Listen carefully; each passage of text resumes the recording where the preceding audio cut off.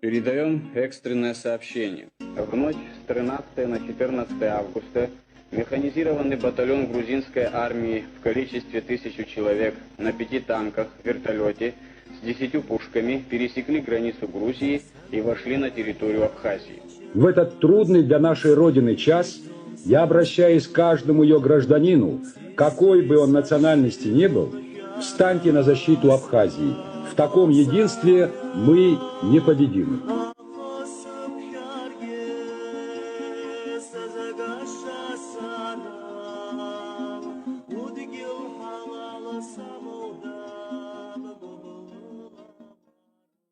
Приветствую вас, дорогие зрители. Мы снова выходим в эфир.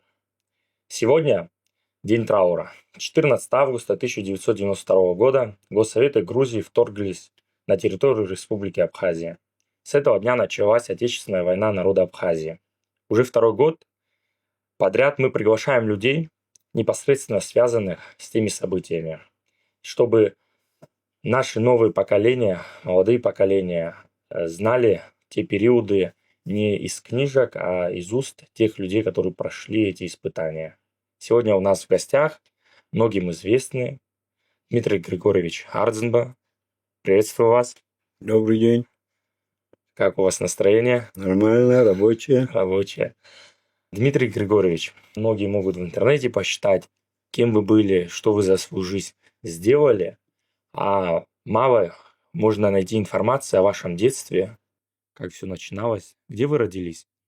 Родился я в селе Дурипш, в семье служащего. Пошел в Дурипшскую среднюю школу, окончил ее в 1974 году.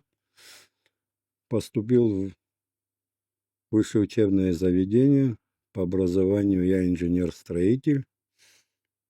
После окончания вуза вернулся в Гудауту, работал строймастером в ПМК-144, был призван на службу военную в советскую армию, отслужил, вернулся.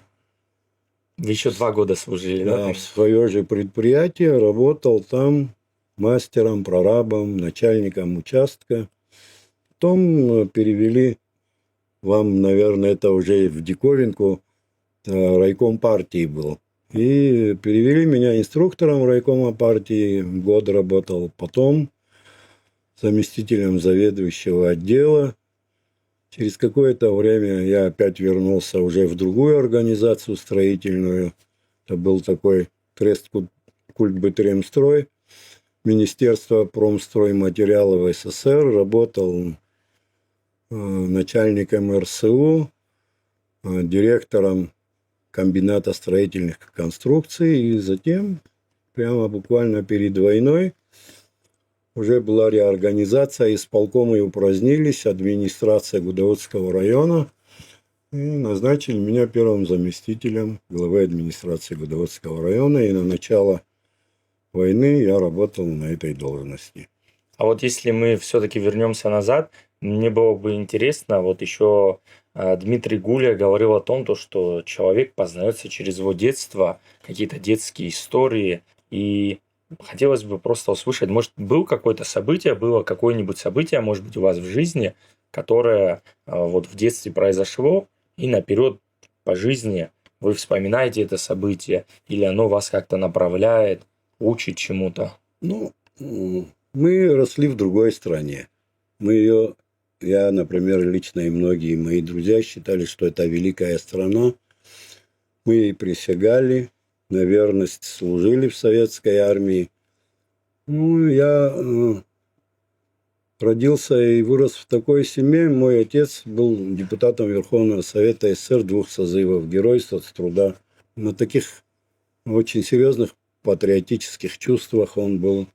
Допустим, даже я когда вуз закончил, мне можно было не служить, курсы пройти, но он сказал: ты должен служить в армии, любой мужчина должен защитить свою родину. И в молодости он по первому образованию был учитель, и очень много рассказывал от него, даже о тех событиях, которые не описывались в царское время и так далее. Очень много таких эпизодов было. И детство, как детство, Оно, может, не такое сытное было, как сейчас, конечно. Ну, наше детство было счастливое, мы дружили, умели дружить, общались, занимались спортом. Ну, как обычно, советские простые дети.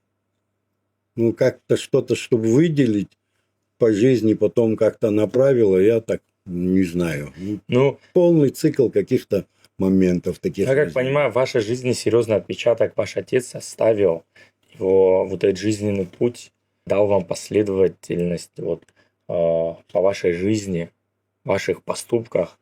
Не прослеживаете ли вы вот эту преемственность, когда... Ну, я думаю, что каждый чувствует ответственность перед своими родителями. Конечно, каждый хочет, чтобы твои родители гордились тобой, чтобы они след красивый оставил ты. И они какой след оставили. Очень мне сильно помогало, конечно, когда отец мой скончался, а мне было неполных 25 лет, то куда бы я ни приходил, когда спрашивали, чей ты сын, я назывался, и у меня дорога была везде открыта. Ну, след, конечно, большой оставил он. Кстати, если так, я это не помню, я грудным ребенком был. Такой первый секретарь ЦК КПСС был такой Никита Сергеевич Хрущев. Первый двор абхазский, который посетил, это был двор моего отца. Ну, многие известные тогда советские партийные хозяйственные деятели посещали. Он очень близко дружил с Анастасом Микояном, с генеральным прокурором СССР Руденко, кстати, который на Потсдамской конференции представлял советскую прокуратуру вместе с Вышинским. Ну, очень много таких эпизодов было, где надо было вести себя умеючи, чтобы родители не краснели за тебя. Наверняка, проделывая такой сложный путь, вот именно в советской такой бюрократии, вашему отцу много раз приходилось сталкиваться с вот этой абхазским освободительным движением. Да.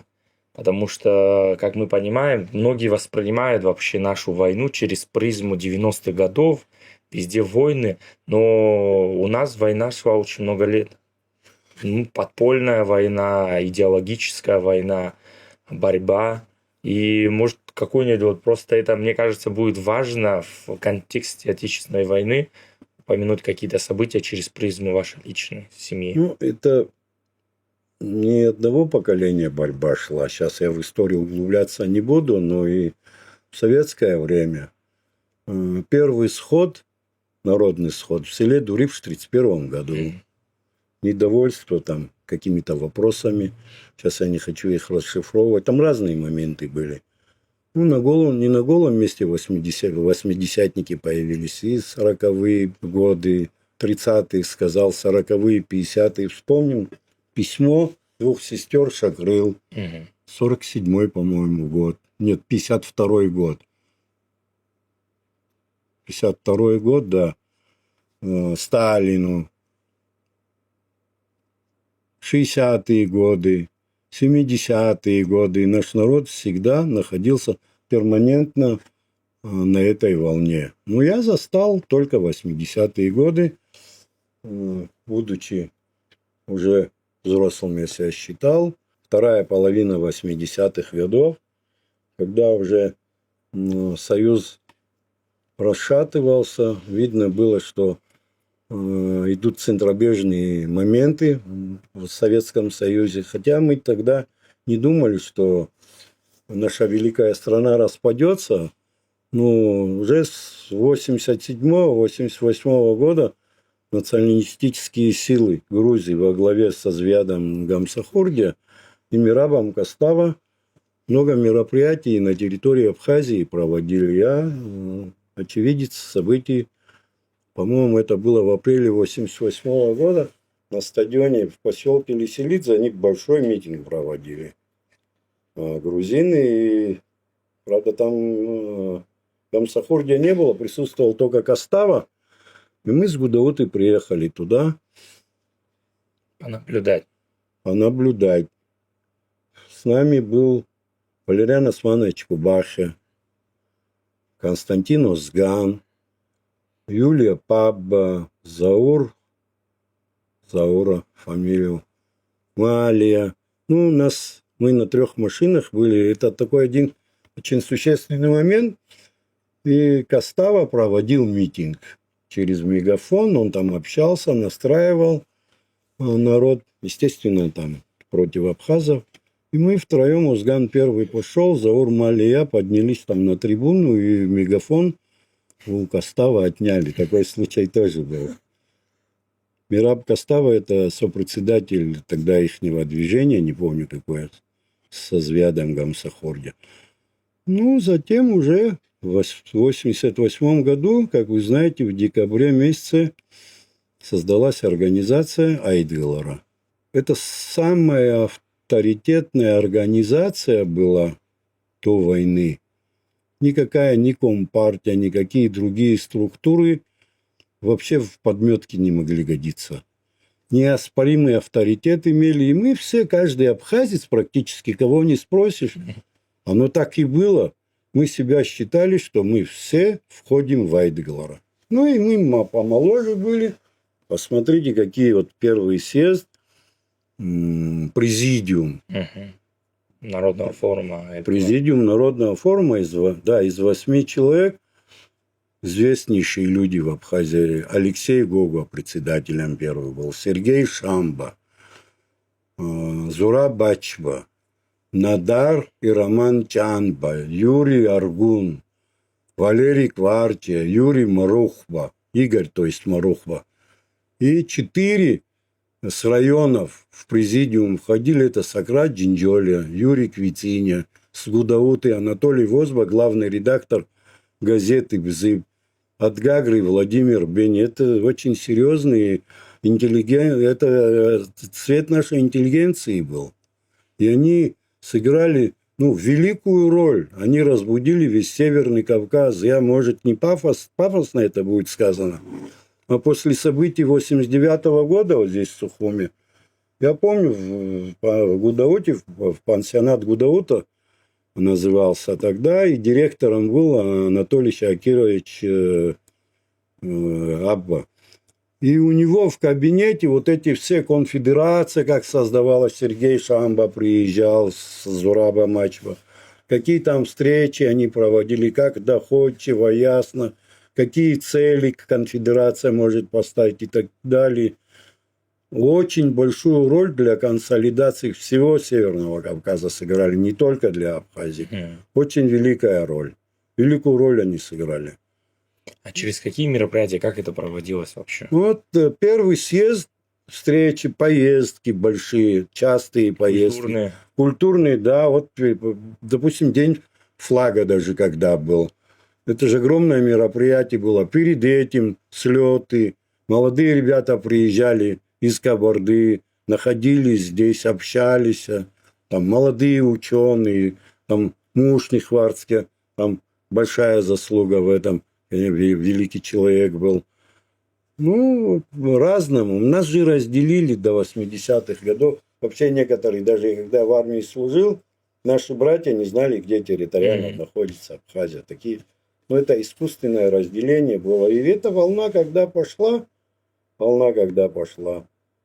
ее уже невозможно было и остановить. Но локомотивом всего движения, я считаю, что это Айдгылар было. Я думаю, с вами никто здесь не поспорит. А вот, знаете, что интересно? Какие-то силы были, которые пытались это остановить? Народное движение? Да. В разные моменты, разные люди в истории остаются. Одни по такому пути, другие по разным. В целом, перед войной весь народ у нас был един. Может, отдельные личности были, конечно, может быть. Я, например, с такими не сталкивался. А так порыв был один, у нас цель одна была, у нас появился уже лидер после выступления на съезде народных депутатов СССР Владислава Григорьевича. То все ждали этого момента, когда кто-то из нашей делегации получит слово и выступить от имени. Это целыми днями мы ждали у экранов телевизоров и ждали. Наконец дождались, и такая эйфория была, что голос. У нас есть защита в лице наших народных депутатов. Они донесли наш голос до Москвы. Ну и все-таки никто не думал так, что скоропалительно Советский Союз распадется. Мы даже вот референдумы проводились в Грузии за выход из СССР, а мы за сохранение Советского Союза. 89% набрали. Ну, от принявших участие в голосовании, да, там чуть больше 50% населения приняло, потому что грузины не участвовали. Саботировали выборы, там, притесняли и так далее. Даже после событий 1989 года они же преследовали. Очень многих в тюрьмы посадили в Тбилиси. Вот интересно, 89 год, вы пару раз упомянули, вообще так для наших зрителей такая ремарочка, с 15 на 16 июля 1989 года в Схуме произошло вооруженное столкновение. Это первые такие серьезные звоночки были. Они были вызваны скандалом вокруг незаконного разделения Абхазского государственного университета и переросли в вооруженные столкновения. Как вы помните эти события? Принимали ли вы в этом участие? Да, принимал участие. Ну, уже митинг за митингом. Они вот с апреля месяца митинги они проводили по всей территории. Там голодовку там объявляли после тоже. Но это разделение искусственное. Они хотели создать филиал Тбилисского государственного университета, издание и помещения нашли и так далее. Но это общеизвестно, какие уже события там происходили. Я как раз за день до этого прилетел из Москвы и попал прямо здесь уже в пекло. Что-то интересное помните, вот лично, что вы сами... Драку помню, по пояс голый, с ванной на самосвалах, там с камнями и так далее. Вот эта история остановили на Красном мосту, по-моему, нет? На Красном я там не был. Это остановили, это тот другой случай в Очимчирах, что был, да? Да. Это в Очимчирах. А здесь уже перестрелка была, погибшие были у нас в эту ночь на вокзале. Там от 14 до 17 человек. Да, до 17, да, 14, по-моему, да, точно, если... Да, вот это помню. Ну, потом, как уходили тоже, там дороги перекрыты, очень тяжело было. Ну, мы прорвались, и часть населения, даже очимчирцы, мы их перевезли в Гудауту, они несколько дней там находились. Ну, активные участники. Активные, да, которые на площади находились. Там очень, ну, такая напряженная, конечно, ситуация была, неординарная. И на следующий день уже внутренние войска, я помню, даже Валериан Османович как говорил, вот все будет нормально, разъединят нас и так далее, чтобы кровопролитие дальше не продолжалось. Да, ну вы уже естественно, нам было ясно, это шовинистическая политика Грузии по отношению к Абхазии, что она не остановится. Когда мы вернулись в Гудауту, по-моему, на следующий, вечером, на следующий день собрались на поляне, на Гагулевская поляна называется, и мы там выбрали актив, даже разместить там наших очимчирских братьев и какие мероприятия, какие наши действия в дальнейшем. И в этот актив я попал. Этот актив работал. Потом, уже я ближе подхожу к военным действиям, вот после распада Советского Союза в декабре месяце председатель Президиума Верховного Совета издал указ, когда 8-й полк ушел отсюда, расформировали его, и указ был о создании Абхазской национальной гвардии. И поручено было мне, штаб мы организовали в Гудаутах, и Гудаутский район взял шефство над полком, который дислоцировался в Ишере, это назывался Абхазская национальная гвардия. Когда советские части уходили, они практически из бронетехники ничего не оставили. Там старая какая-то техника была, правда, там несколько до 700-800 стволов оружия оставили они нам для формирования. И мы потом занялись комплектации Мгм. Абхазской национальной гвардии. Можно такую сразу ремарочку? Вот 100% наши соседи будут смотреть, и сразу пойдется шквал таких комментариев, то, что вот вам предоставили оружие, вот вам помогали и так далее. Как вообще вот это воспринимать? Как вы это видели? Никто нам оружие не дал. Вот эта Как вы его часть, что получили? уходила, часть, вот договорились, все оружие, кроме стрелкового, они все забрали. Ни одной бронетехники не оставили они. Единственное, я говорю, 750 или 800 стволов, Мгм. автоматов, несколько гранатометов, пулеметов оставили.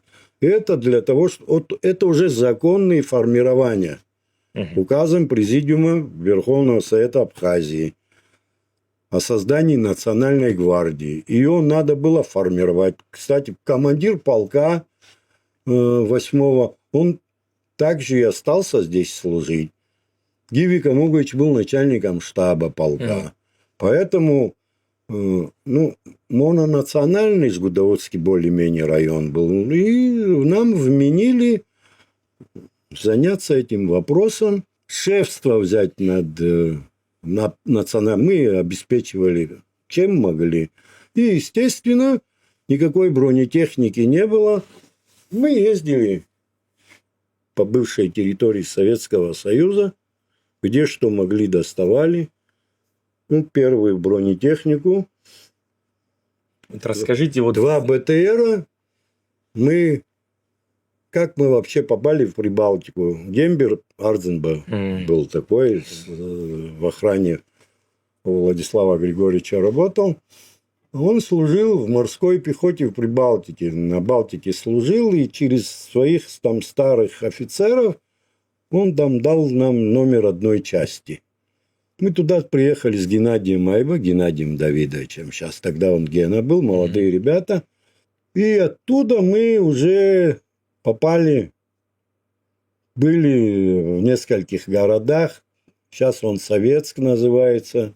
Раньше он был немецкий прусский город Тильзит, где Наполеон и Александр мирный Тильзитский договор подписали. Там большая бригада стояла. Мы ездили уже, чтобы укомплектовать нашу Абхазскую гвардию. Были в городе Балтийск называется. Прям там, где Каспийская, это Калининградская коса. Там тоже находились под эгидой, что мы покупатели янтаря.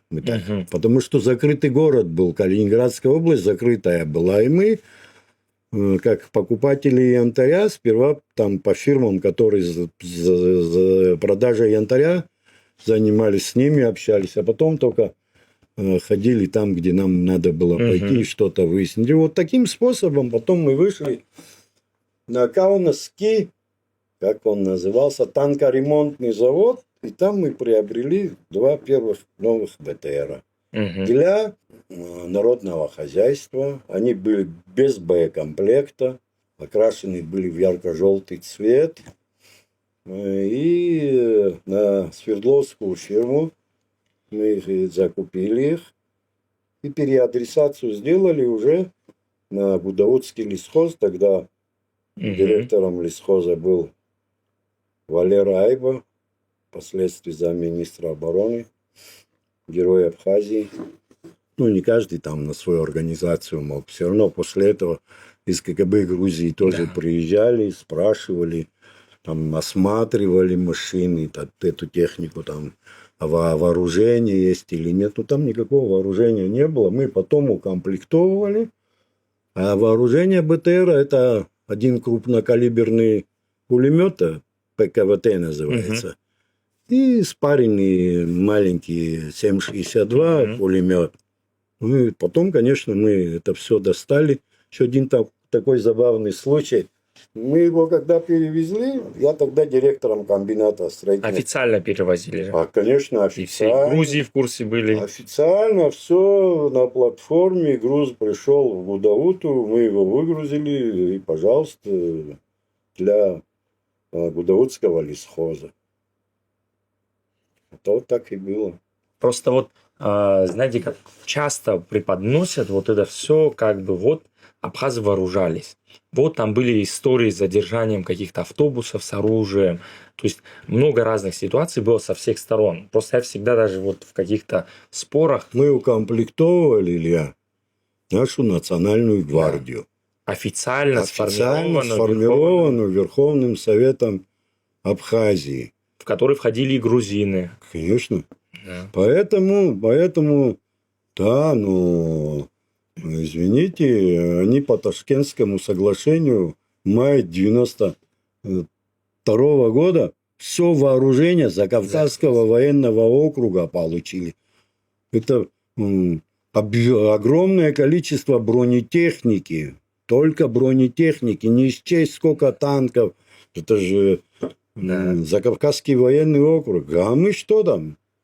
Ну, что это, Да. одного полка, там, несколько единиц бронетехники. Да, как говорится, все познается в сравнении. Вот это всегда пытаемся, вот мы в наших спорах всегда пытаемся донести то, что говорить, что мы там с лопатами кого-то встречали, мы тоже, у нас были старшие, вы, которые видели все, что происходит в мире и делали все, что могли. Но говорить о какой-то поддержке, то, что внешние силы нам БТРы, истребители, вертолеты, гранатометы, артиллерию предоставляли, это все. Это Как мы вам? уже дальше в бою Да. приобретали.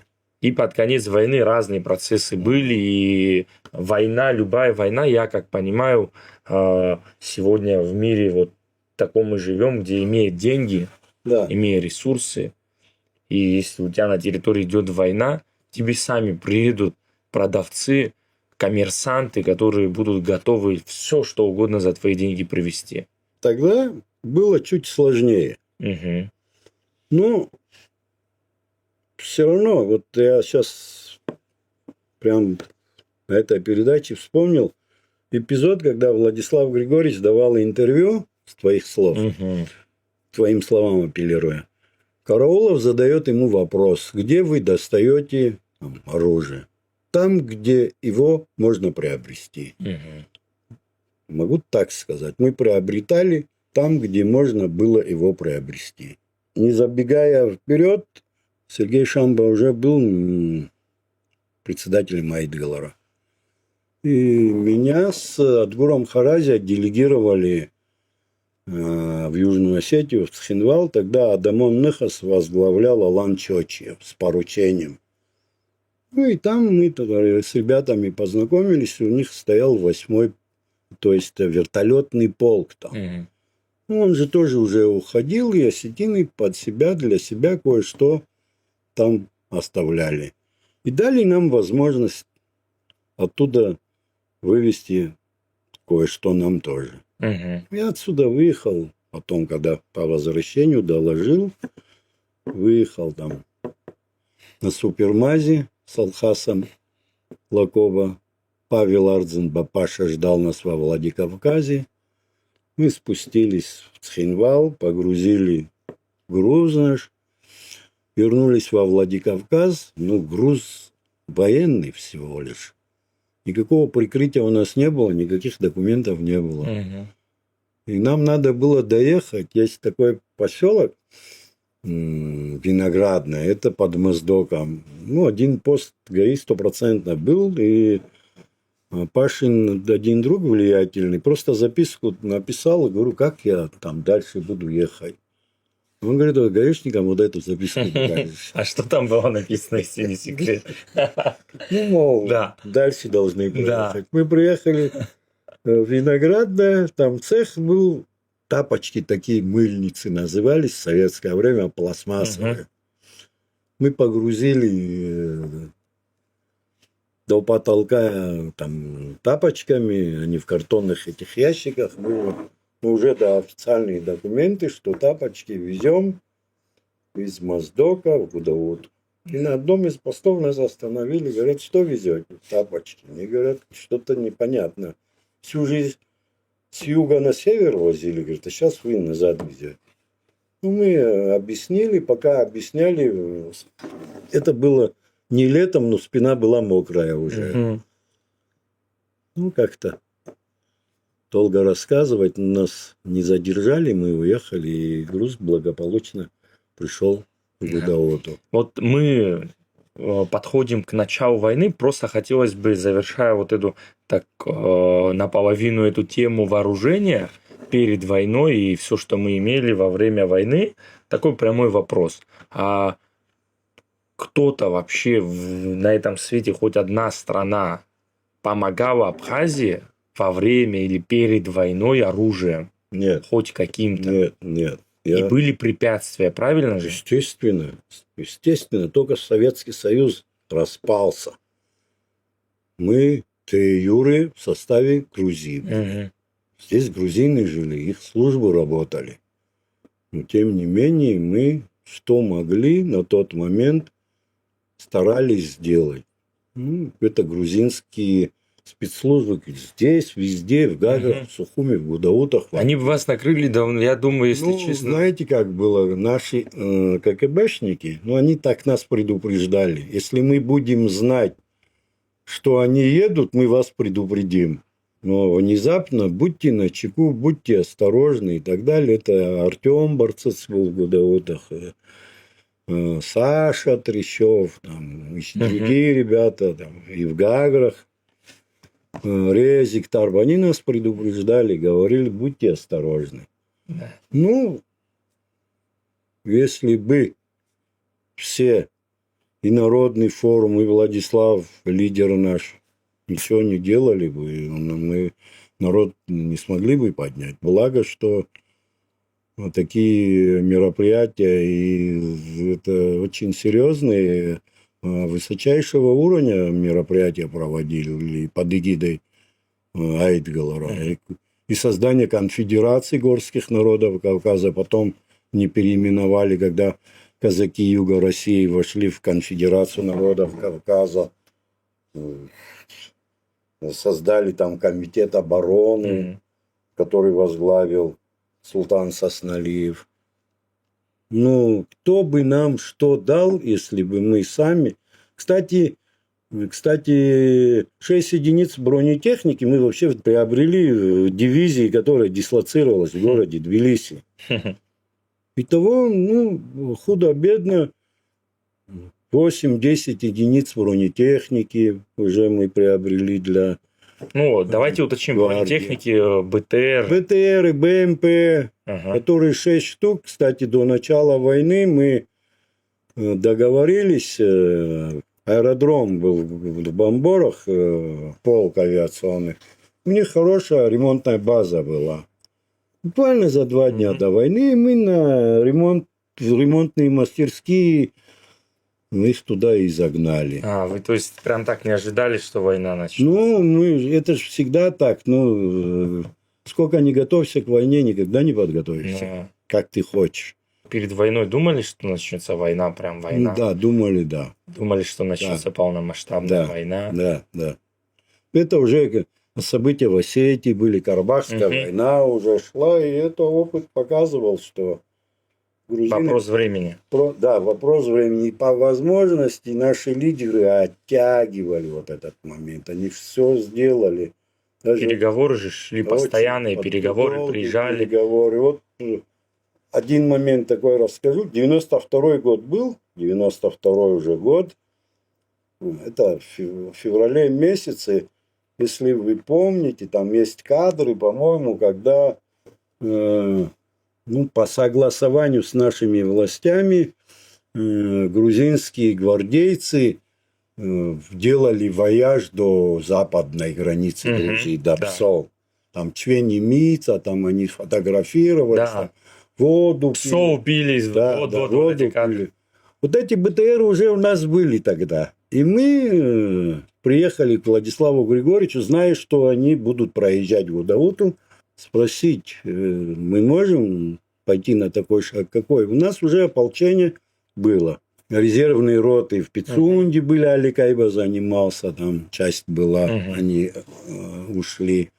В Гудаутах мы тогда в санатории Волга находились, наши ополченцы, резервисты, и мы одели их в старую советскую военную форму образца Отечественной войны 1941 года. Владислав Григорьевич нам дал добро. Мы построили их, поставили возле Постага и с условием, что мы их остановим, что просто так они не проедут. Но он дал добро, сказал единственное, чтобы властные структуры там были. Это начальник РОВД, тогда Анатолий Авицба был. А начальником районного отдела СГКБ был Артем Барцец. Они там присутствовали, там есть кадры. И вот эти мы два БТРа, они уже перекрашенные были. У нас не было пулемета большого. И такой был, земля ему Богом, Валик от Ранч. Он говорит они же все равно, говорит, близко не подойдут к грузины. Такого же диаметра шланг нашел и ставил в гнездо вместо этого большого пулемета. Владислав нам дал добро. Мы без спроса не могли. Мы же не политики. Какая ситуация, куда выведет. И вот едет эскорт большой. Возглавлял его тогда уже, как его назвал Шеварднадзе, молодой человек с рыцарским мышлением. Гие Каркарашвили. Мы не знали, кто едет. И, в общем, на подъезде матюгальник говорит такие слова, что жители Гудаутского района приветствует Национальная гвардия Грузии. Там несколько машин впереди, а он ехал на такси сзади, там автобусы и так далее. Его остановили, цель поездки и так далее. Мы хотели показать, что просто так они ни туда, ни сюда не смогут. Давайте двигаться. уточним. Это же не просто была у них акция проехать до ПСО. Это политическая акция была. акция, да. Вот, это потому что кто-то может, мне кажется, смотреть, подумать, почему цель вашей этого акции с вашей стороны была. С вашей стороны был ответ уже на какую-то политическую акцию. Мы хотели показать, может, маленькие силы, что мы будем стоять до конца, что мы будем готовиться.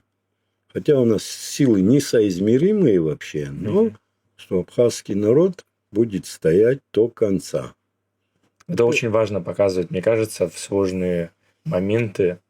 Часто кто-то думает, лучше промолчать, переждать, смягчать углы. Но если драка неизбежна, как сказал... Ты первым, Фредди. Да. Владимир Владимирович Путин произнес недавно, пару лет назад, Питер научил, питерские улицы, если драка неизбежна, бить надо первым. Вооружение-то у них, когда после соглашения, у них же эйфория была огромная, что они там нас переедут, они нас перетрут. Поэтому и соглашение, там встреча Шеварднадзе с Ельциным, она дала толчок. До конца хочу раскрыть скобки. Вот то, что ты задал вопрос, что никто нам ни с какой стороны ни оружием не помогал, ни деньгами. Вот это сейчас, что я о чем говорю, Цхинвалский груз, там несколько единиц бронетехники и другие военные вещи. Это только у нас был фонд свой. Только за деньги предпринимателей Гудаутского района. Исключительно. Мы никогда ни с каких других организаций на эти цели ничего не брали. Мы наоборот, сами тоже помогали. Там форуму и так далее. И фонд был. А вот эти вещи были приобретены только... Именно что вы называете. Да. Еще по стране же были самое интересное, что я часто сталкиваюсь, многие неорганизованные и не скоординированно работали. Были такие, мы знаем такие. И после войны наверняка узнали только и это. перед войной знали. Были группы, единичные были. Вы говорите, я просто за что уточняю, вы говорите именно за то, что вы видели, что вы делали. Да? Это что мы делали. А были другие группы, которые мы знали, что делают. Да, конечно, естественно, такие. Но я о чем говорю сейчас, это только деньги. И самый большой взнос, больше 20 человек, был такой Зурик Тарба, он на чайной фабрике работал, а Паша Ардзенба. Даже первые дни войны, Паша 16 миллионов сразу деньги в штаб обороны принес. Это если по эквиваленту посчитать, больше 2 миллионов Да. долларов, огромные деньги. А кто-то с такими деньгами при любой власти мог устроиться Ну, и хорошо себя чувствовать. согласен. Вот мы подошли к 14 августа. Хочется просто узнать ваш личный вообще опыт 14 августа. Где вы застали 14 августа? Ожидали ли вы его? Это пятничный рабочий день был, во выходных. К нам приехали гости из Осетии, из Владикавказа, которые помогали там по Южной Осетии. Собирались ехать в горы. Я, как уже говорил, работал в администрации. По рабочим моментам поехал. Авторемонтный завод такой был. Ну, пробыл я там, не знаю, где-то час-полтора. И вернулся в свой рабочий кабинет где-то к 11 часам, приблизительно, может, после 11. Там большая приемная была, секретарем приемной кабинет главы Сергея Басятовича Царгуша, а секретарем была Сусана Тарба. Я поднялся, общался с ней, и за мной буквально через минуту поднялся Алмасбей Алик Чач. Он тогда работал в охране президента. Это где-то в 11, может, 12 часу с пакетиком. Я говорю, а что тебя привело? Он говорит, ну, зайдем в кабинет. Мы зашли. Сперва ко мне. Потом я говорю, пойдем, глава здесь. Мы зашли. И он говорит, что войска перешли границу, двигаются в западном направлении. Это примерно во сколько по времени? Ну, в 11 где-то. Первая половина дня, вот я. Это около 11. Около 11. Точно не могу сказать. Да. Ну, к 11. Еще до того, как в столице узнали, что точно война. Там же был такой инцидент, что не могли понять, что происходит. Ну, Не совсем. он был с пакетиком. Это пакет для тебя, ты должен передать командованию авиационного полка.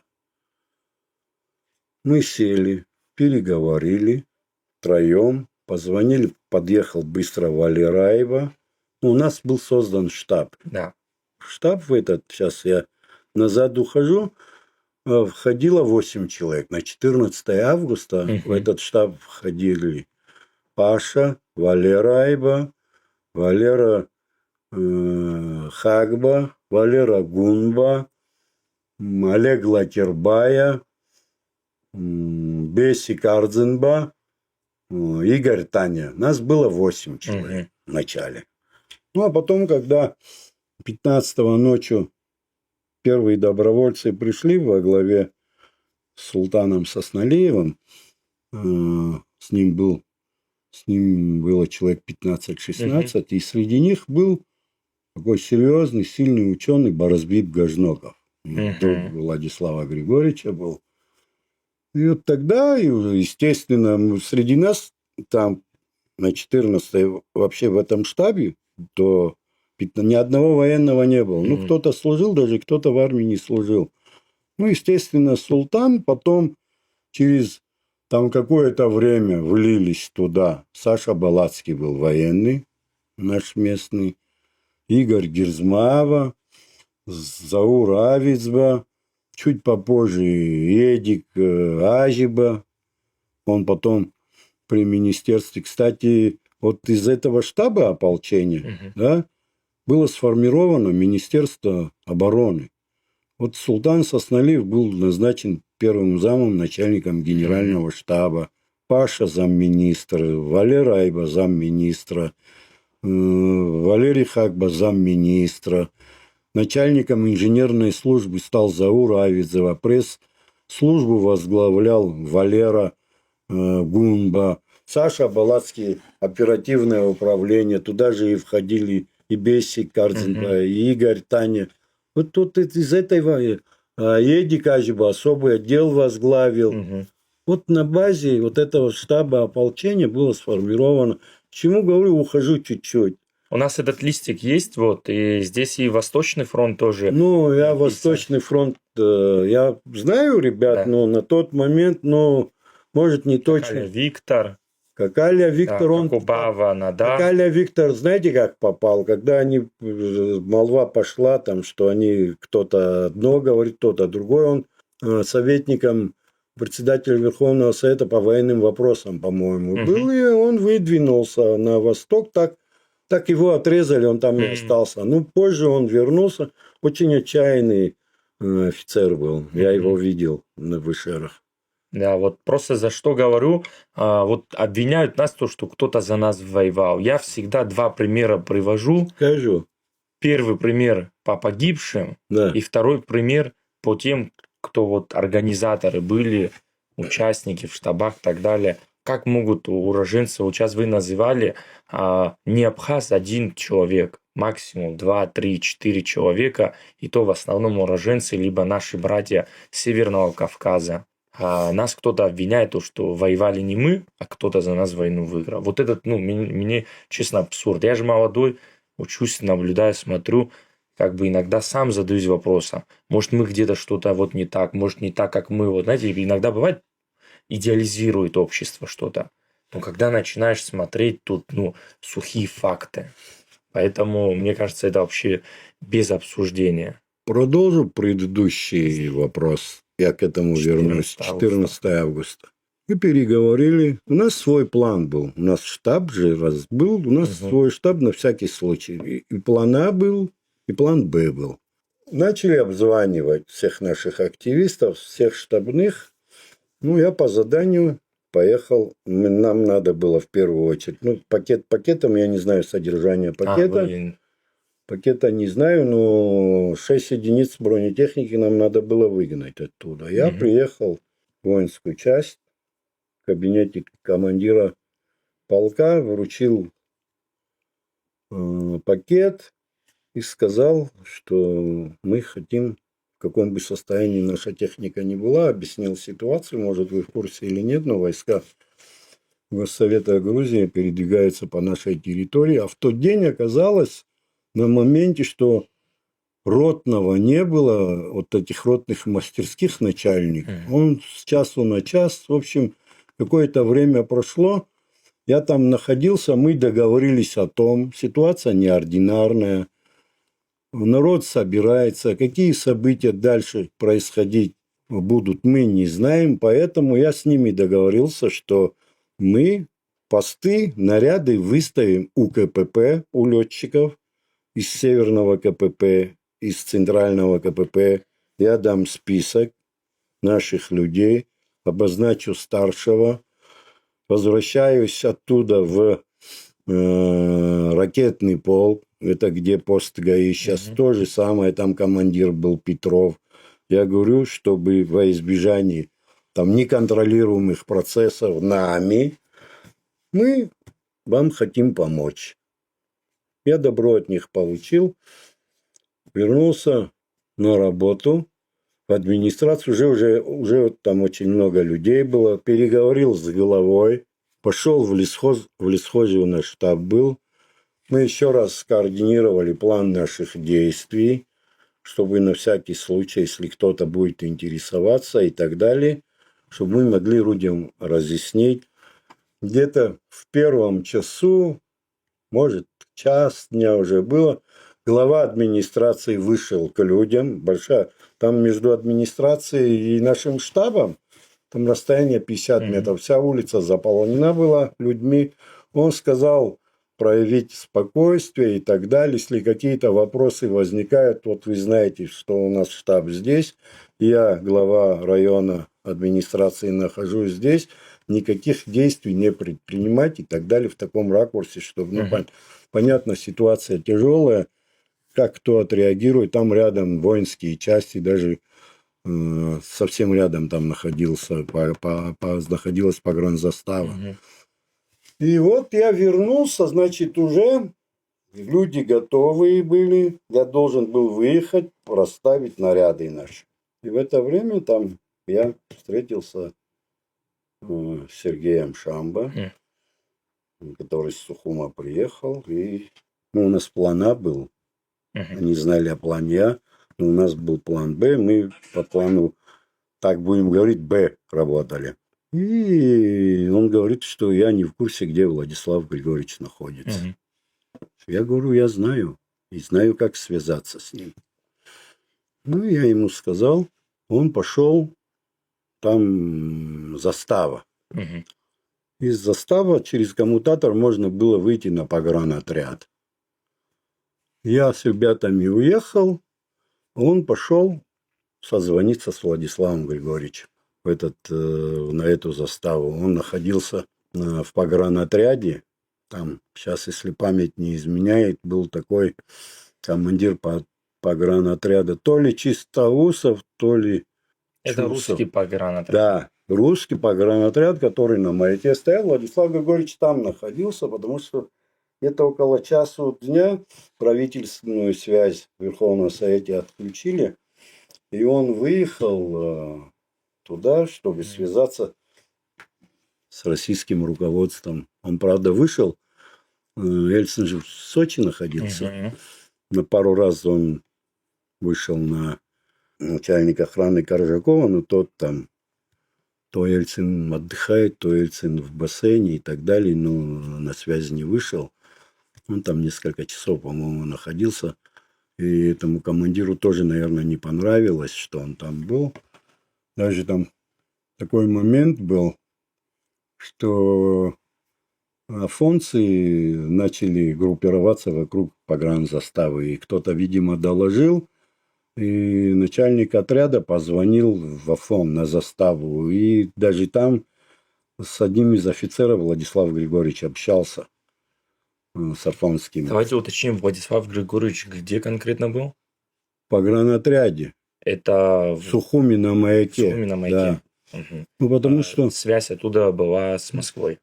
ну, это же воинская Мгм. часть, погранотряд, у них связь была. Но Ельцин находился не в Москве, он находился Ну, тогда в Сочи.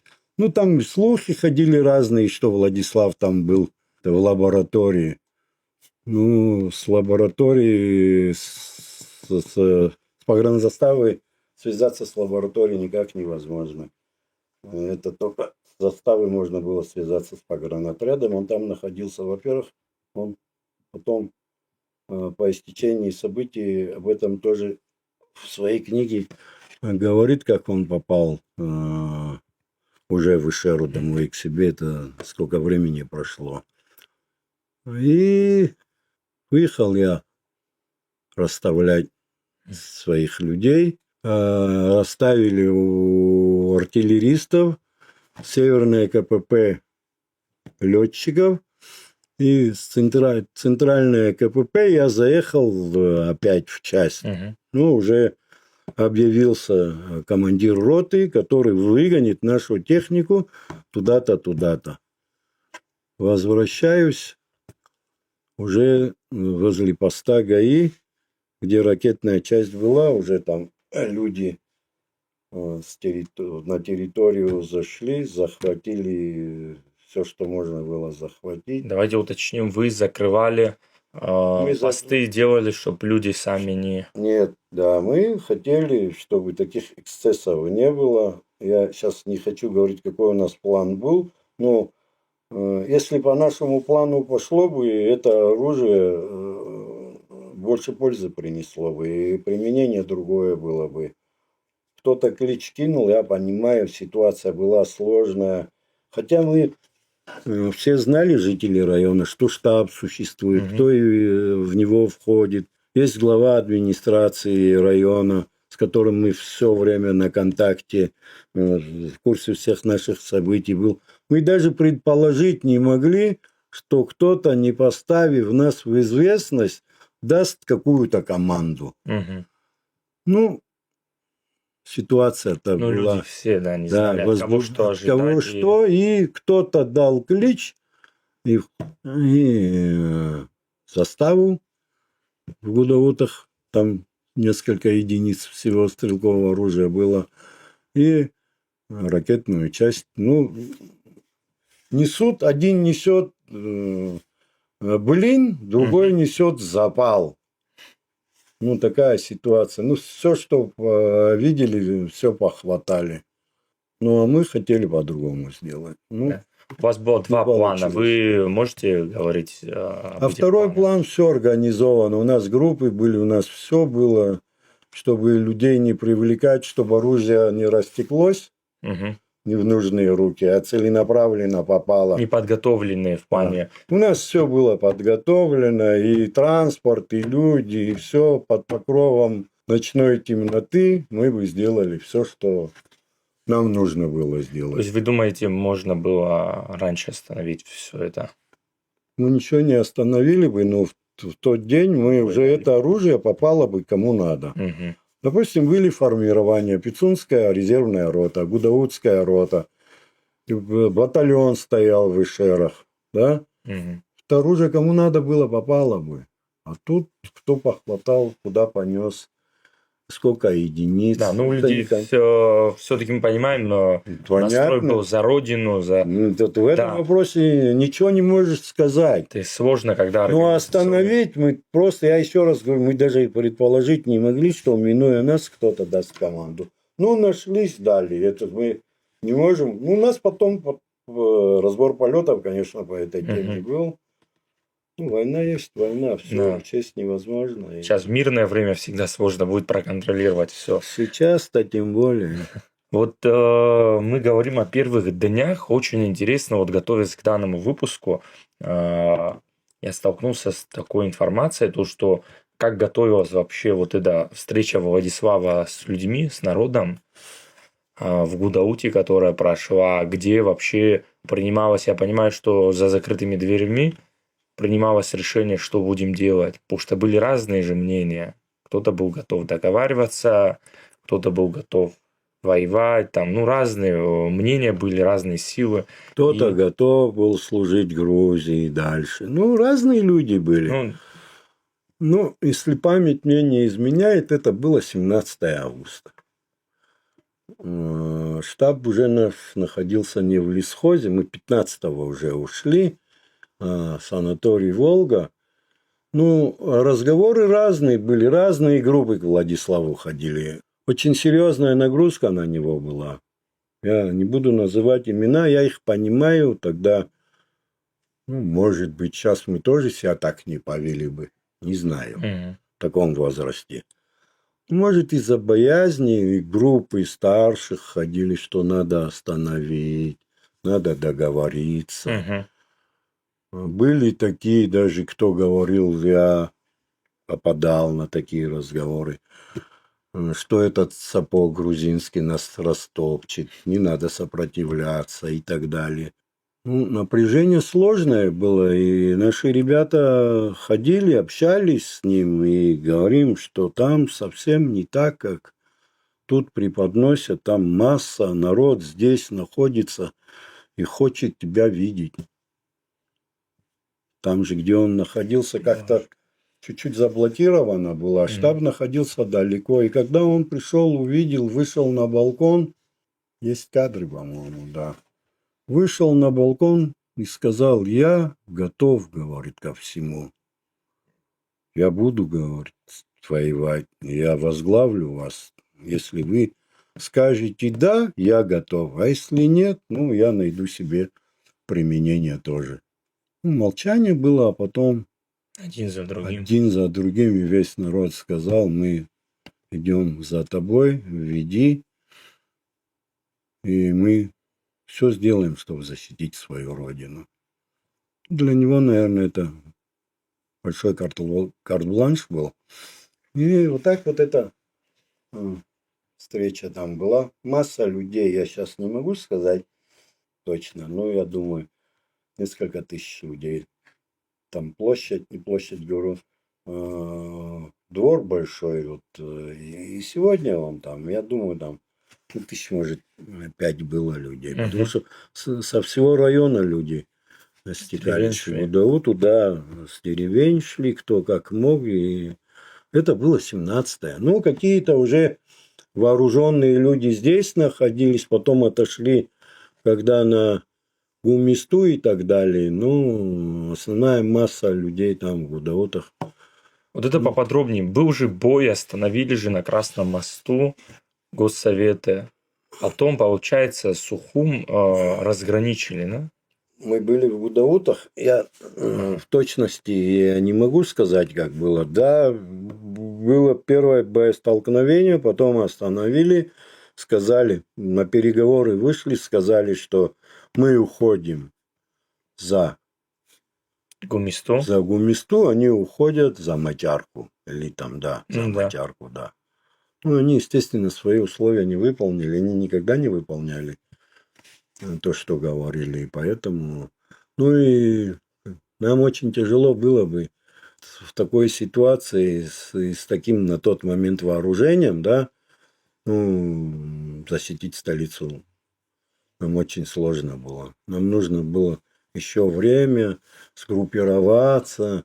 Это же ополчение. И малыми такими силами мы бы не смогли, потому что они вертолеты, когда над тобой летают, и бронетехника, танки, артиллерия. Кутауту же тоже бомбили. Кудауту, Были эскадры, Кудауту бомбили. дома. Тома 3, значит, первый, где дислоцировался Владислав, где находился, остановился рядом, где нефтебаза. На 3 бомбы они сбросили. Я сейчас не помню, это было, по-моему, перемирие какое-то. У нас же несколько там раз перемирия были. Там сентябрьская там встреча в Москве, потом после там июльского наступления нашего перемирия было, да. Да, было такое. То есть война, вот сейчас вы говорите о переговорах, перемирии. Серьезная же борьба еще велась именно на переговорах. Это большая политика. Конечно, наши в основном, да, те, кто переговоры, Воронов, ну, не говорю за Владислава, Шамба, Воронов, Ачба, Зураб, очень такой компетентный политик был, юрист сильнейший. На переговорах очень многое решалось. Мгм. Ну, самая главная задача наших переговорщиков было как-то оттянуть время и до начала войны. Ну, старались, а как получилось, куда мы вышли, вы видите. Хотелось бы какие-то ключевые события военного периода, ключевые операции, в котором вы, может, непосредственное участие имеете, обсудить. Вот что касается, часто говорят, мартовская провальная операция была. Как вы смотрите на это? Можно ли сказать, что это было провально, несмотря на то, что очень много было потерь? 222 человека. 22 человека мы потеряли. Ни одна операция не была провальной. Это была нерегулярная армия. Вообще армия куется в бою. Любая армия. Как бы ты ее на плацу или на учениях на полигоне не готовил, только в боевых условиях она приобретает опыт. Опыт Шромской операции. Гагрская вообще классическая операция была. С минимальными потерями. Даже никто из военных аналитиков не верил, что такое пространство от берега до гор мы освободили и с такими минимальными потерями. Следующая Шромская операция. Армия ковалась. Январская операция неудачная. Мартовская, я не могу назвать ее неудачной. Да, больно. Мы потеряли столько-то наших ребят. Без вести пропавшие по сей день есть. Но не было бы сентябрьского наступления, если этих операций не было бы. Уже к летней наступательной операции, ну мы же одну попытку, вторую, неудачными, ну, цели не достигли. Ну, неудачей назвать я это не могу. И июльское наступление, когда уже силы иссякли и у тех, разъединительные силы встали, и перемирие было, ну, к сентябрьскому наступлению мы уже были подготовлены как надо. Это великолепная армия была. В ближнем бою, это одна из сильнейших на тот момент боеспособных подразделений была. А вот у нас очень много погибших же было вот этими снарядами. Ну, У меня дядька в Шроме погиб. Очень много ребят в Шроме подорваны были, ранены. даже на марше У них Илья артиллерийское училище в Тбилиси было советское. Мгм. Очень серьезное училище. У них очень много специалистов, артиллеристов было. У нас подготовка же другая была. Но в конце наши имени уступали. Естественно, у них и боеприпасов больше было. Одна установка, допустим, там сломалась, они другую могли подогнать. У нас таких возможностей не было. Но то, что было, артиллеристы великолепные были. Работали очень хорошо. Научились работать. Даже был такой момент, уже штаб, уже Министерство обороны было. Был один генерал, Адык по фамилии Харате, отставной генерал-артиллерист. Мы его привезли из города Адыгейска, и он наших артиллеристов теоретически проводил занятия. В бою не участвовал, он взрослый был. Ну, учения проводили, обучали и так далее. У нас резервные роты, полки, батальоны во время войны, чтобы на позицию не поставить необстрелянных, резервные полки были. В Даутах дислоцировались. Потом после освобождения Гагры, в Гаграх резервный полк в одно время командовал Рома Тарба. Он воевал, командиром батальона был. Потери, конечно, больше всего от снарядов потери были. Больше всего. В контактном бою они не выдерживали напор абхазцев. Ну, не сочтите за скромность. 2 раза в контактном бою был, но они не выдерживали. Вы участник Да. и боевых действий тоже Да, я сталкивались? участвовал в боевых Да. действиях. Просто часто, да. Ну, хотя- Гагру прошел от Пицунского поворота до М. реки Псо, где они чвенемица делали. Мы флаг повесили там. Да, есть где флаг их Да. летит. Да. Да. Вот эти процессы, удачные, неудачные, как бы их кто ни назвал, операции, сложный путь, который был пройден. Вот хочется просто понять, какой для вас самый сложный момент был вот во время войны? Самый сложный Те. момент был после мартовского наступления, когда они не выдавали тела наших погибших братьев. И собрание было в Гудаутах. Вот это самый тяжелый для меня момент во время войны был. И сказать ничего не можешь. И не знаешь, что сказать. Ну, наши матеря нас спасли тогда на этом собрании. Слава Богу, мамы наши крепкие оказались. Это самый сложный момент для меня был. Не начало войны. Тогда мы не паниковали, хладнокровие было. Мы знали, морально готовились к этому. Я и мои друзья. Мы готовы были. Никакой паники, никакого хаоса. Мы целенаправленно работали и делали то, что считали нужным, без лишней суеты. А если мы говорим вот о каких-то сложных моментах, когда вот этот переломный момент для вас произошел? Что вы поняли, что вот все точно, мы идем на победное. С самого начала войны ни одной секунды не сомневался, что мы выиграем. Объясню почему. Даже до прихода добровольцев. Мы же уже общались, да, мы знали, что они придут. Наши братья нас поддержат. Вообще, я считаю, 3 кита нашей победы. Она основывалась на чем? Это гений Владислава, мужество и стойкость нашего народа и добровольческое движение. Я напомню, был фильм такой, не помню, как назывался фильм, Великую Отечественную войну. Идет война, и один бойцам рассказывает историю про старые войны. Там такая фраза, я применительно к добровольцам: кто слабым был, тот сильным стал. Кто сильным был, сильнее стал. Я про себя говорю, когда добровольцы пришли, я не боялся, я еще сильнее стал, я сильным стал. Вот такой дух. Первые добровольцы пришли на транспорте, но вот когда группы через горы 17-го пришли, я как сегодня этот день помню, с порванной обувью на мозолях, ноги в крови. Конечно, по-абхазски рвутся. Я вырос сразу. Я понял, что там грузины Мгм. будут бежать. Я не говорю, что Когда бумажный грузины... тигр. Да, я не говорю, что там грузины трусливая нация. Нет. Но мы знали, за что воюем. Мы за свою родину.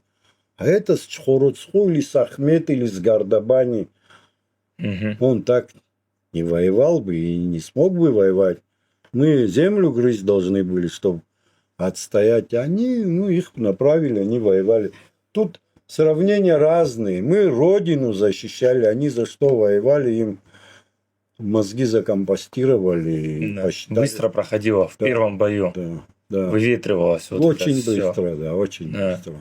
Это многие, вот есть кадры, их же кадры много, реально вот находишь кадров, когда Гагру брали, Да. как бежали, все оставляли, просто все бросали. Ну, да. Да. Ну ему за что Как- было умирать? Он Да. бежал, да. А как говорили, воевали против России. Вот с 2004 Какие года, Россия? Какая вот с Россия? 2004 года такая тенденция. Я понимаю, и до были разные Да. мнения, но с 2004 года прям систематически Да. с приходом Саакашвили Что они вот эта воевали с тенденция, Россией. да, с Россией. Это же в мире тенденция такая Да, мировая да. пошла. Все против России. Да, да. И вот Россия Да. плохая для них, и они Да. вот мы против Чихнули, России. Россия виновата, да? Для Да. грузин. Вот эта вся тенденция, когда шла, мы часто вот поднимая с молодыми ребятами этот вопрос, мы говорим, как можно воевать со страной с какой-то и бежать в нее же.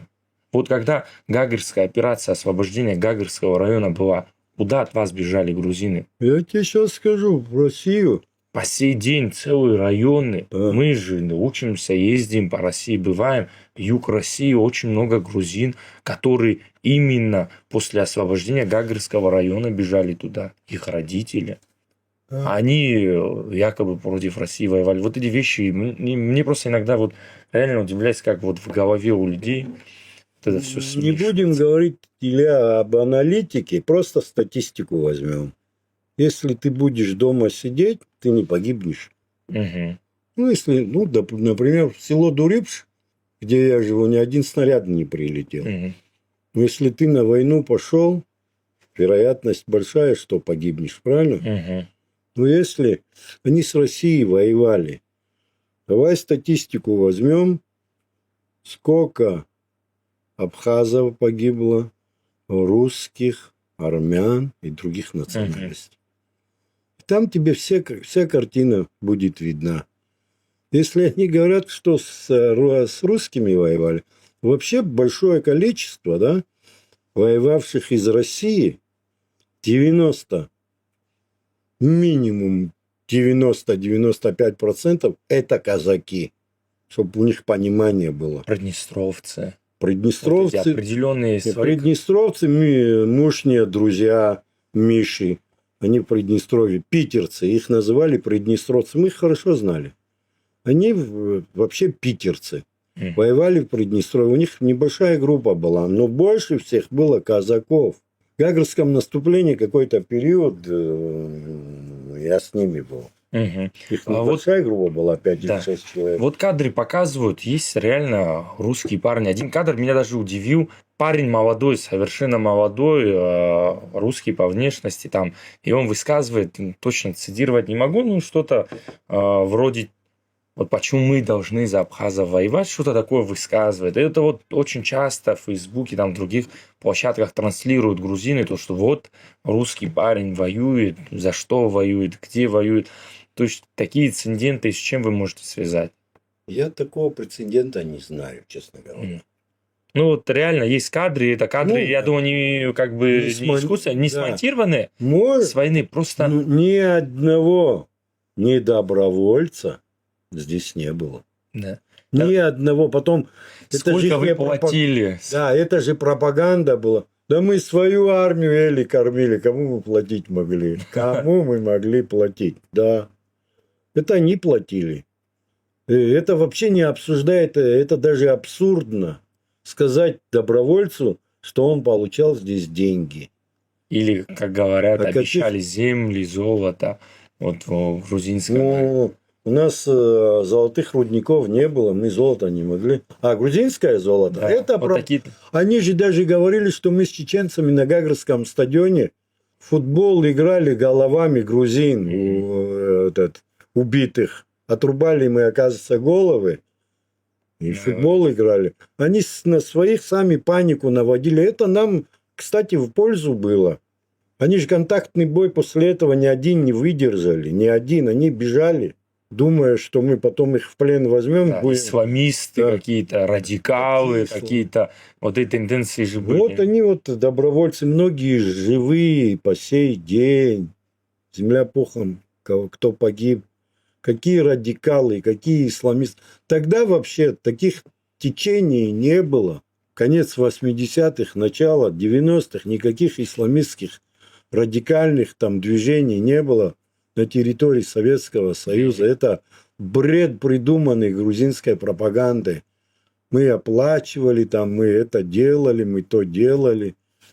Ну, надо признать им, что они пришли на нашу землю, и мы их прогнали. Они, местное население, они не беженцы. Они вернулись на свою историческую родину. Есть же те грузины, которые остались. Конечно, Хотели есть. жить. Они считают свою Конечно, родину есть. Абхазию. Остались Да, на они этой остались. родине, живут. И живут. Да. Вот война шла в Гудаутах. Наши знакомые, друзья не уехали никуда.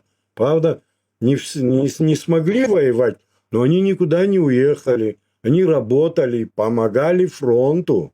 А куда они уехали? Они посчитали, что это их родина. Хотя они такие же были переселенцы, как Да. и другие грузины. Ну, и мы же историю не забыли. В 1943 году Отечественная война шла, грузпереселенстрой создали. Сотнями вот людей. в Тысячами. каждое село. Ну, Да, да, да. вот просто Да. на одно село Да. 100 человек живет, 100 Да, человек 100 привозят. человек, да. Это огромные цифры. Ну, если так чуть-чуть назад ретроспективу сделать, 19 век, конец. Даже Мгм. конец, когда насильственное переселение было. Взять статистику, сколько тысяч грузин здесь проживало. Это же Да. моноэтническая страна была Абхазия. Нас стало 17%, их стало 43%. На ровном месте. Ровно их 250. Они это тысяч. как-то преподносят, то, что мы по территории своей страны как бы Да, можем передвигаться, перемещаться, да. передвигаться Да, и так да, далее, да. Но у них много есть национальных нерешенных вопросов с перемещением и так далее. Это вообще далекая тема. Говоря там о пропаганде, существующей сегодня, вот так вкратце хочется, заканчивая, мы подходим к завершению, хочется понять вот эту вещь, что происходило в мире. Потому что часто говорим мы о войне и рассматриваем только вот, что у нас происходило здесь, в столице. Но вокруг же разные процессы происходили. Вы упоминали Южную Осетию. Там были столкновения. Там было Карабах. вооруженные. Карабах. Другие Приднестровская Приднестровье, Молдавская да. республика. Да. Да. То есть по всему миру шли такие очень серьезные процессы. А что было внутри России? Вот вы... Вот после распада, да, ну, единая страна же была. Национальный вопрос как-то, ну, сумели как-то вглубь утаить. Они же деление Советского Союза как административное было. И даже после распада тоже вот сейчас Мгм. там нерешенные вопросы у многих, делимитации нет, демаркации нет и так далее. Внутри России тоже ситуация, Очень сложно. если посмотреть, расстрел Верховного Совета был. А то есть не было единого власти. Ну, это уже чуть попозже, потому что это с развалом страны это все равно единовластия быть не может. Да. Регионы, посмотрите, вот регионы, допустим, Чечня тогда свои требования выдвигала. Татария, Башкирия, ну, они сумели как-то все равно договориться и в едином союзе. Ну, и мы хотели в едином союзе жить. В Советском Союзе, но уже на правах. Единственная республика, которой статус по нисходящей шел, а не по восходящей. Мы из республики стали автономией. Просто приведу пример. Киргизская автономная область была.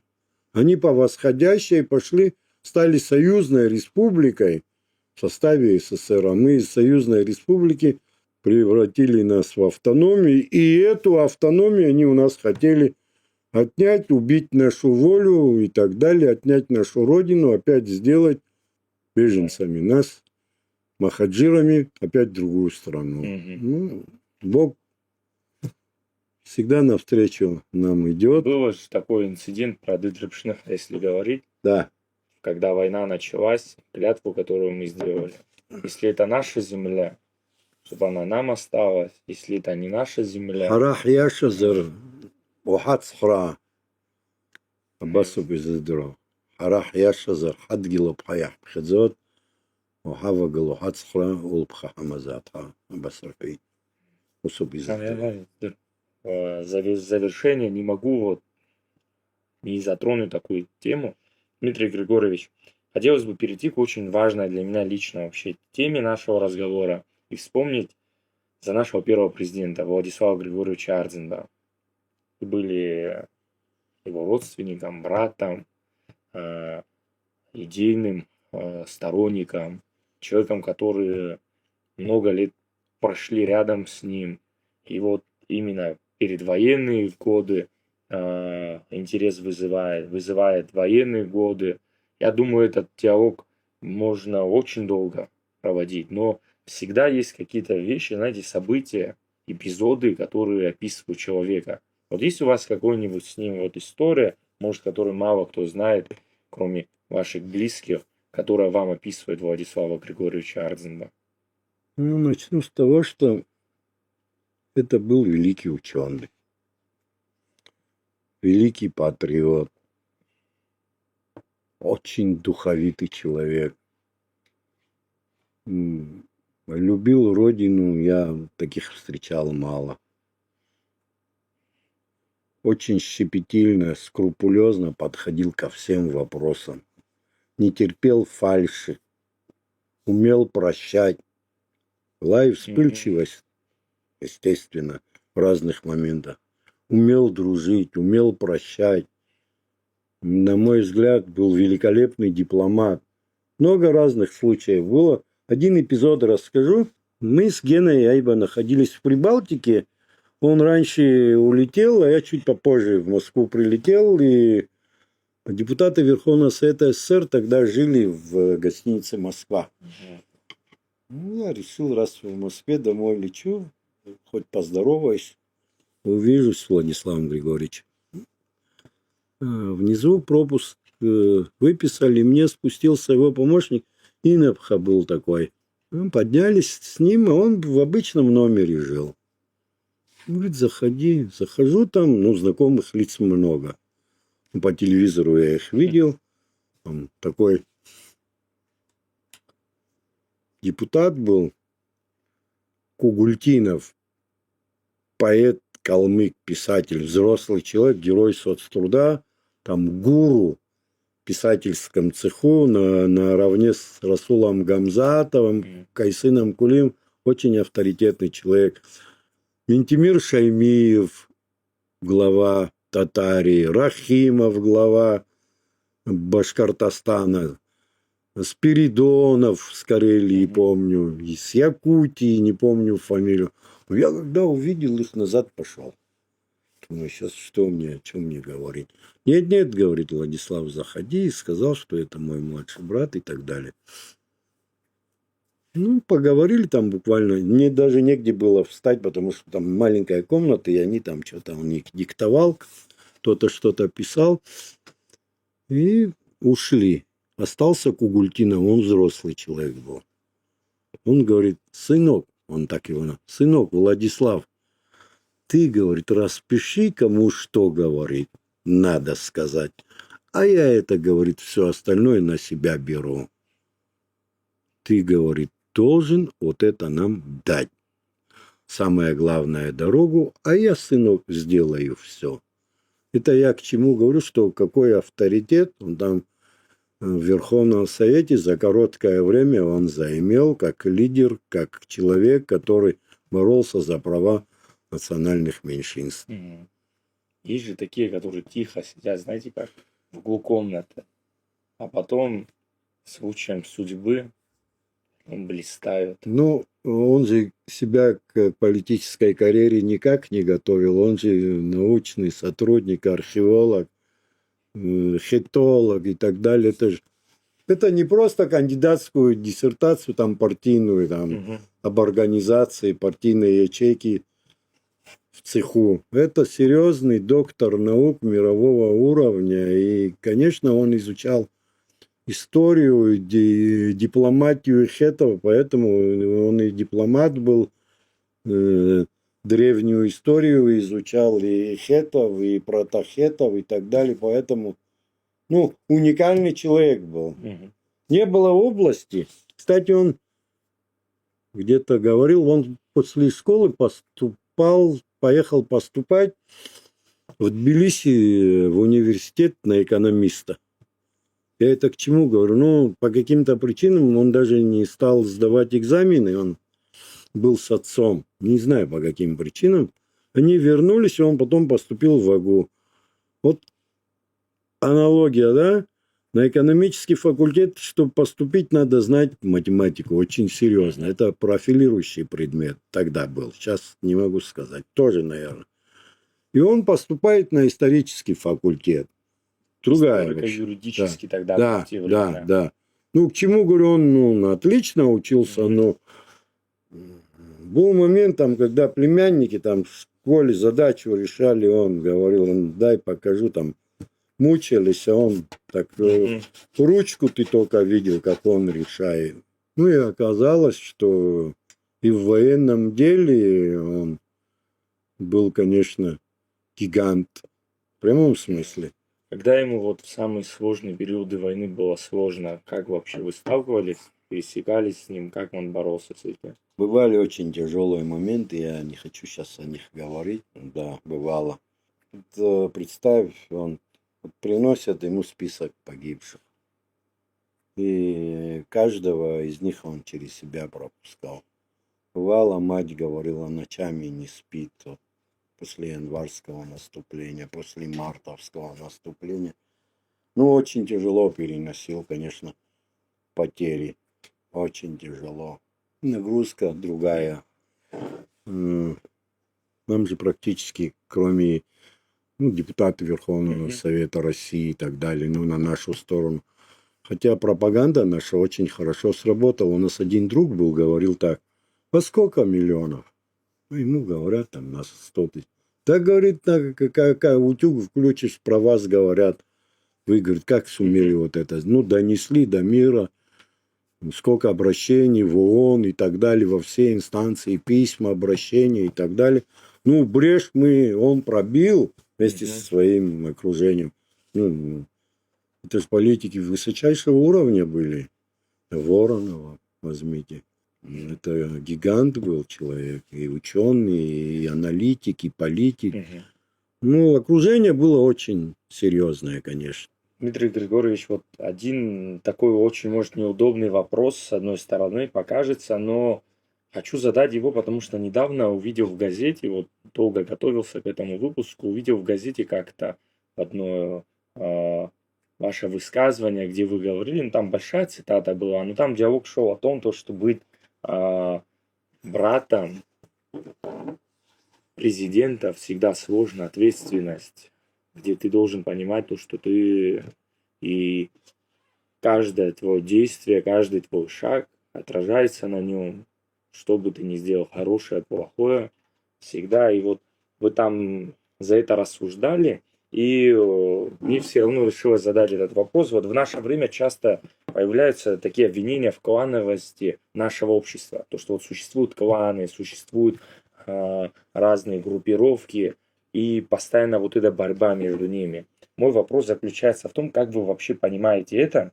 Не помогли ли разве наши братские отношения, вот, которые существовали перед войной у вас, эти братские связи, которые сформировали вот это ядро освободительного движения? Не являлось ли это плюсом в тот период? Не помогло ли это нашей победе? Потому что часто в обществе вот прошло 33 года, и сегодня все громче и громче вот эти тенденции. Просто знаете, когда вот Калан, калан, калан. Ты вот это звучание слышишь и слышишь негатив. Как вы относитесь вообще? Как вы можете прокомментировать, можете сказать, вы человек опытный, понимающий вообще процессы в мире?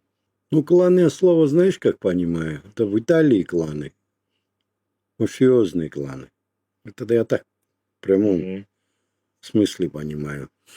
Я, когда перечислял на 14 число, на день начала войны, кто входил в штаб поименно, да, Мгм. тогда нас никто не считал кланом. Да. 3 в Гудауте и 1 в Очимчире был. Ну, мы за родину, Арцин, да. мы же за родину встали, мы ни у кого не спрашивали. Потом мы сами туда не пришли, нас делегировали туда до войны.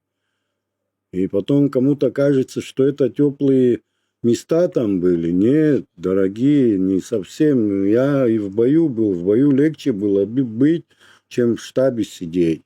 Это очень сложная работа, особенно в первые дни, когда вообще много паники было, много хаоса, много чего все было, что было. И сидеть там, выслушивать, направлять и действовать. И после каждой неудачной операции ребята что только не выслушивали там, но они же ни о чем не думали. Они не думали, там кем-то будем после войны, и что будем делать, какие должности. Об этом никто не думал. Они думали только, как защитить Родину, отстоять Родину и остаться, конечно, в живых. Но не прятаться ни за кем-то, не стоять, а идти рядом, как абхазцу, как гражданину, как брату, как с другом, стоять и делать все возможное и невозможное тоже. Мы тогда так думали. Не то, что там наш брат Владислав был бы другой, вел бы себя так же, мы рядом с ним так же и стояли бы. У нас этого не было в голове. Он, другой или третий. Но, к счастью, оказалось, что это был он. К счастью, потому что, еще раз говорю, его гений не было бы Владислава. Народ, может, так не встал бы. Такого народа не было. Владислав бы сказал, я не могу, уехал бы. Но это все сошлось. Волей Всевышнего мы сегодня на своей родине имеем все возможности расти, общаться с миром, хотя есть большие сложности. Говорить, общаться на своем языке родном, учить своих детей на вот таких там героических людях, поступках. Жизнь же она многогранна, там одно поколение уходит, другое приходит, ну, преемственность. Она всегда была и есть. Я часто говорю, болезнь отцов и детей всегда существует. Но родители же говорят, вы не такие, вы всякие. Нет, мир же продвигается, мир же улучшается, да, там во всех разных, там, может быть, сейчас там в каких-то аспектах нет, но мир идет вперед, поэтому молодому поколению могу сказать, вот будущему, это самое главное, чтобы они любили свою родину, чтобы научились прощать друг другу. И самое главное, уметь научиться дружить. Вот когда мы будем дружить со всеми, кто с добротой к нам подходит, смотрит, не только мы здесь, в Абхазии, но и во внешнем мире, тогда, я думаю, у нас будет хорошо. Сложности, естественно, будут. Это не бильярдный стол, что все будет гладко и хорошо. Через тернии мы все равно должны донести, принести нашу родину, чтобы мы, абхазы, здесь с достоинством живем и будем жить дальше. Вот что я могу пожелать нашему молодому поколению. Спасибо вам, дорогие зрители, что были с нами. В этот траурный день мы посвящаем этот выпуск воспоминаниям. Многие были упомянуты, тех, кого сегодня с нами уже нету. Кто-то погиб во время войны, кто-то после войны. Все, каждый, даже тот, кто остался в живых после войны, частичку себя оставил там, свое здоровье, свою психику. Это то, что не желаем, чтобы пережило следующее поколение. Рассказывая вот это все, приглашая гостей, мы хотим, чтобы молодое поколение сегодня, ребята, как Дмитрий Григорьевич сказал, дружили. Самое главное, дружили. Несмотря на разность мнений. Мнений очень много, всегда будет в одной семье. Никогда в жизни не может быть такого, что вот всегда одно мнение. Разные мнения, но дружили, возвращались друг к другу. Не куда-то шли к соседу, к знакомому, а всегда вот в нашем кругу, что касается города, района и республики в целом, решали все вопросы, помогали друг другу, строили государство. Потому что вы когда сказали, вот я хотел в ходе диалога уточнить, что ли послужило вот это перед войной, что следовало. Но я проследил, как бы и сам ответил на этот вопрос. То, что ваша дружба, вы все дружили. Вы дружили, вы друг друга уважали. Вы готовы были до конца пойти. Не было ни конкуренции, я думаю, такой агрессивной. Вы все понимали, что у вас одна цель, и вы идете с этой дружбой за эту цель. Вот это мы хотим донести, это мы делаем. Спасибо вам, что смотрите нас. Оставайтесь с нами. Бзирас. Бзирас. Tamam. Отлично. Да.